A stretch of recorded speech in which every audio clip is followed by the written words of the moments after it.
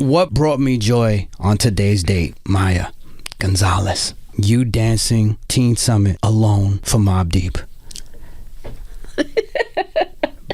Maya was a little thug. I'm sorry. Bro, you doing Jazz Hands by Prodigy and Havoc and the Stanky Leg joint? Yo, fam, you was out like that. Yo, everybody in the United States of Yugoslavia, find that video right now and get it tattooed on your back. I don't remember what I was doing because I was freestyling. I was a part of the dance posse on Teen Summit. But this one, you was smiling, grinning, fucking the wildest. Was I grinning? You was so, bro. Yo, fam, they came out. You was doing some. I loved it. We didn't know. I mean, it was pure joy for me because you see the innocence of even them.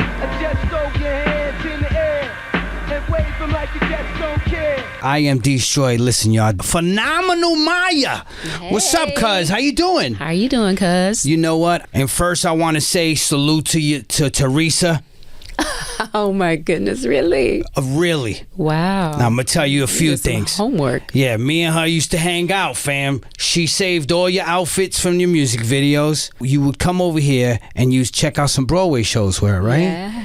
What was some of those Broadway shows that had a big impression on you? Wow. I think my very first Broadway show was Will Rogers' Follies. Mm-hmm. We also saw Jelly's Last Jam. Yeah. Gregory Hines. Sheesh. Savion Glover. And my goodness, it was so inspiring. I was 10 years old, I believe. Yeah. Mm-hmm. As far as identity, you know, as a kid, could be tricky navigating. You know, in the Chocolate City, were you teased for your Italian side? I don't think anyone knew, you know, what my background was. You know, but when people would find out that I was biracial, they would they would tell me that my parents had jungle fever. That was a movie that was out back then. Yeah, right? it was. You know, so there was all of that going on. It was more comical than anything. Yeah. And you don't know. Yeah. When you're a kid, but kids are just kids. Of course. Everybody gets bullied for something. You know, that Steve Condos scholarship to... Amazing. You did real research. What bio do you have? The one that I was when I was 16? Come on. I did your 30 for 30. I directed it. It's going to be on ESPN soon. Let's go. Gracious. So in regards to an opportunity like that, you know, that must have opened everything up for you, huh? Well, it was the start. I was, I think, 12 when I auditioned for his scholarship. And my mother put me on tape. We had like this little tiny VHS camcorder. They might have been really jumbo back then, but I remember doing take after take and her actually submitting the tape, me not really thinking anything of it. But back then, you know, we didn't really have money like that. And so what this could do for me was pay for classes. And I got the scholarship. Wow. And she applied that money for me to come to New York City when I was 13. To study with the greats. Sandman, you know, he taught me. Wow. Jimmy Slyde. Apollo we talking about? Oh, yeah. Jimmy Slyde. There's so many. Buster Brown. Yeah. Ted Levy. I mean, great tap masters. Yeah. And I trained and studied with them for an entire summer. Did workshops at some performance venue and got up there freestyle. There you go. Yeah, a cappella on the fly. But yeah, my mother was here with me in New York that summer, and we went to even more Broadway shows. But it was all about classes, Broadway dancer, not just tap, but jazz and hip hop, etc. Your discipline was definitely in full effect. But somebody who didn't have any discipline, man. You ready? Your homegirl Ariana. Who's that? Who gives you the fucking LL Cool J? My friend Ariana. Oh my goodness, you are hilarious. So yes, I got in trouble by having an LL Cool J tape, Bristol Hotel. It was a cassette, by the way. My father found it, put it in the boombox, listened to it. He says, "This is not allowed here. You're not allowed to listen to this." I didn't know what I was listening to, but I loved, you know, the beats. Yeah. I liked it. Yeah. But he let you listen to dancehall and reggae. So, you know, in rhythm tap, I was around a lot of boys, you know, and they would listen to more reggae. Not so much dancehall, but reggae. Okay. You know, Bob Marley, Peter Tosh. And they freestyle to it. Yeah. You know, and they would have these sessions where we would cut. Yeah. And so I was mostly introduced to, I would say, reggae and maybe dancehall early in my childhood. Yeah. But it wasn't the type of dancehall that you're talking about. Yeah, I'm talking about basement hood rat shit. Like, let's go. No, come on, fam. Raising the mouth. That was more vacation music. Yeah, where we would vacate. Can you speak reggae? Zagazao? Booyaka? No. Punda River? No, we don't speak none of that? Look, I had a very early career that stamped, a part of what I love, of course, in that culture. Nice. And I mean, I performed all over the Caribbean, and Beanie Man introduced me to that world, to be honest. Nice, right? And somewhere along the line, it said on Wikipedia and elsewhere that my dad was Jamaican. Yeah, it did. It said your father was Kool Herc, and he started Rocksteady Crew. Yes, so, but I mean, I've been amongst the culture and like really in the thick of for years. Yeah. I've collaborated with over, I think, 18 Caribbean artists in my career throughout the islands. So, and more. I want to show you my keychain, right? This is Pee Wee's bicycle tour, and then my background is Pee Wee Herman. But we bring that to Joski Love. Huh? You are hilarious. So, yes, my very first vinyl purchase, where there were two, actually. Okay, hit me. Lisa and the Call Jam. Hard. And Joski Love, single. Yeah. Pee Wee Herman. I used to hear that record play across the way in the backyard that we had at the time in Maryland. Nice. And I loved it so much. It was a different type of beat that I'd never heard before, but anybody that watched the Pee Wee Herman show would know. What was young Maya watching as a kid? What was like, she knew the theme song? Dennis the Menace. That was my favorite show. Yeah? He's so unruly. Always disrupting stuff. Yeah. And then my brothers and I would watch, my middle brother. Yeah. He and I will watch DuckTales together after school. Mm-hmm. Bro, isn't the illest line, when there's trouble you call DW? Darkwing Duck? Isn't that an ill line right there? It is. That's a bar. Stand, respect that. But growing up, I didn't grow up. Clearly. Go. I used to watch Reading Rainbow and Sesame Street, This as little girl. Tell me the mentality and hunger of Maya in a Toyota MR2. Mentality? Yeah. Let's go get it. Let's get it. Yeah. Man, I had my cassette tapes. I was going to work because I had a job. My first job, I was 14 years old, Let's right? go. But I couldn't drive yet. I'm like, wait until I get my car. Oof. Y'all don't want to see me. Before it was a thing? No, I was a hustler. I mean, I was hustling in school. Yeah. I was very talented, like with art. Yeah. So I would draw self-portraits for people. Sell that? Yeah. Selling them. Holy man, she was a hustler. Graffiti and all that type of stuff. For, the notebook covers. Yeah. Etc. And then I started teaching dance when I was 14. Miss Maya. Getting the bag. But then on my birthday, 16th birthday, I got my license. I passed that test. Let's go. 100%. Come on. And I got my license that day. So the car was waiting. And I had a way to get to work. I didn't have to walk anymore. And then I started working multiple jobs where I could go drive. Let's go. What color was this? Champagne gold. Look at this. This is a nice car. 2-seater. Yeah. Well, it was like an 89, I think. At the time. That's or maybe nice, an 87, though. I don't know. For a shorty? Like, oh snap, look at Maya. It was still like a throwback. That's the girl who did the graffiti in my book. Yeah. She came up. Come on. Now, what brought me joy on today's date? Maya Gonzalez. I'm going to answer. You dancing Teen Summit alone for Mobb Deep.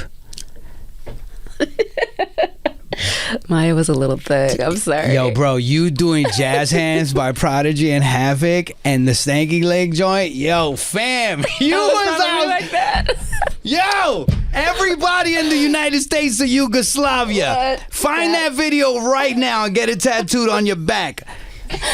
That shit was amazing. I don't remember what I was doing because I was freestyling. I was a part of the dance posse on but Teen this Summit. one, you was dolo. Oh, really? You was alone. I was like, oh, wow. look at her, smiling, grinning, fucking the wildest. Was I grinning? You was Deep? so bro. The jazz hands, Zero Lies. It wasn't jazz dance. No, jazz hand. Yo, fam, they came out. You was doing some.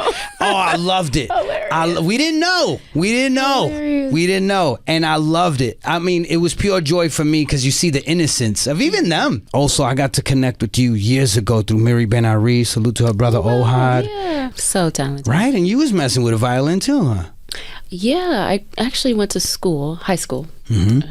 I got in through music with the violin, and so I was a part of the orchestra there. Yeah. And gospel choir. Driving up with your dad to NYC, of course, for that Ghetto Supastar opportunity.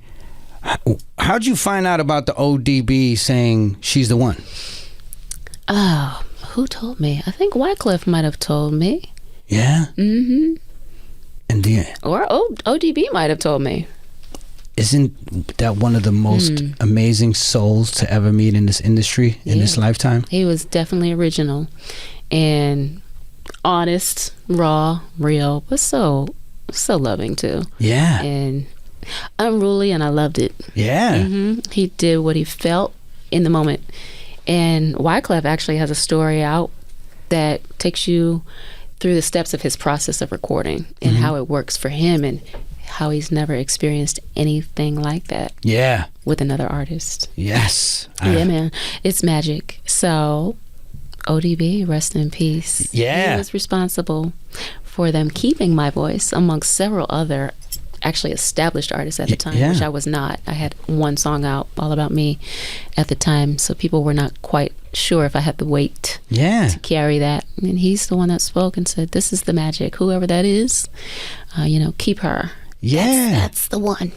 Super fire, man. Salute to Lita Rosario. Salute to Hawk Islam. Yeah. A lot of homies doing, play some good roles in this beautiful life. So Hawk Islam, Lita Rosario. University Music Entertainment, UME, was the independent label based in Washington, D.C., where I'm from. Come on. That gave me a shot as an independent artist. They sent me in my first year of college back and forth to Philly to record demos, and some of those demos are actually on my very first album. Yeah.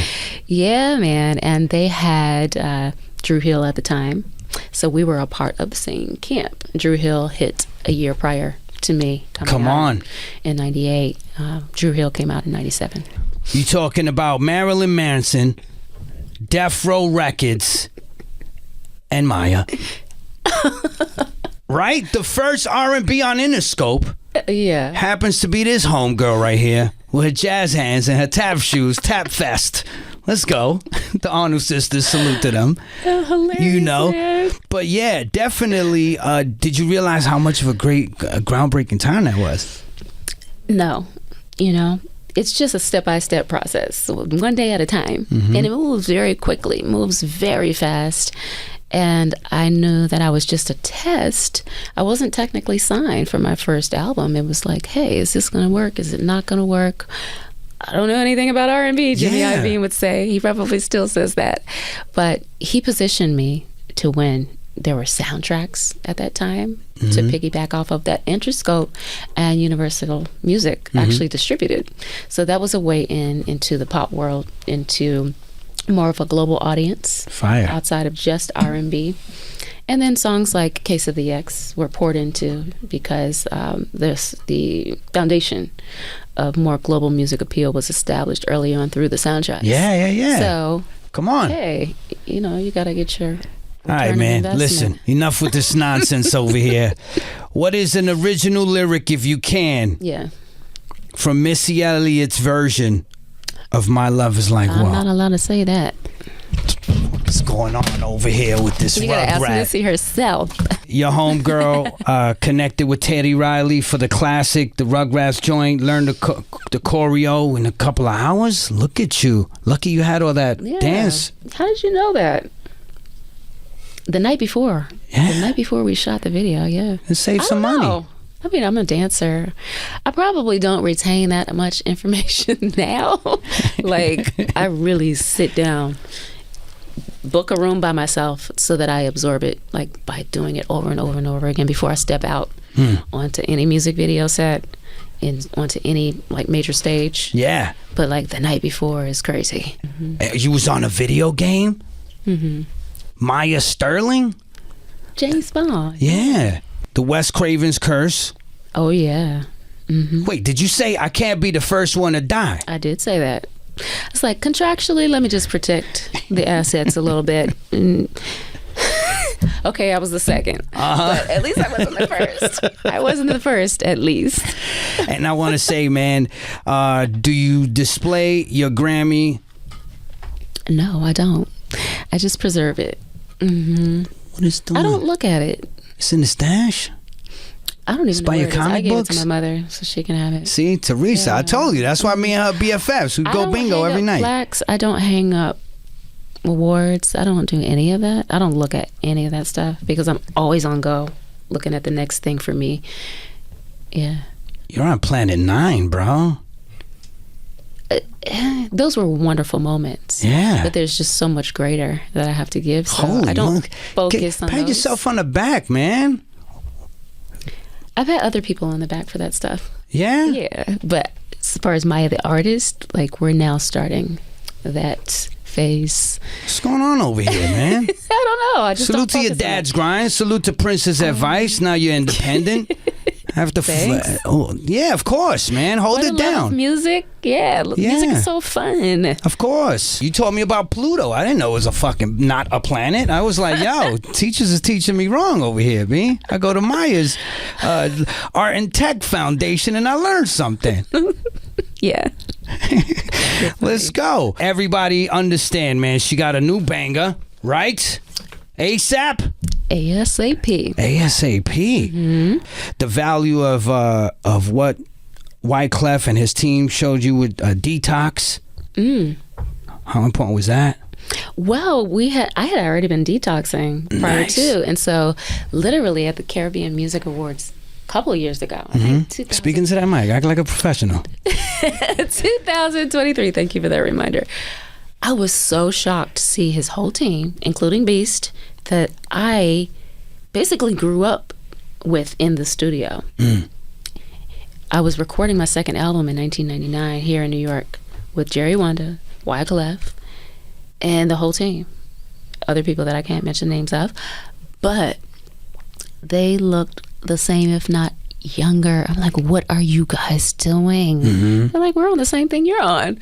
What are you doing? So we started speaking. And of course, the diet was immaculate. But then they started telling me about, hey, you're doing a lot of traveling and you're traveling through different portals. So you have to clear and cleanse your energy too. And I'd never heard anyone pull me aside to speak those pieces of knowledge and wisdom into me. So I'm very aware of that aspect as well. But it was just all diet. I love it. What's the longest fast you've done? I think the longest fast of like no food. Come on now. Be 10 days. 10 days. Let's that go. I've done. Come on, man. But then I've also done like 28 days of 9 a.m. eating, 12 a.m. and then 12 p.m. lunch, and then nothing for the rest of the day. Look at this grown up with the For 28 discipline days. to travel by herself. Where's the furthest you traveled by yourself?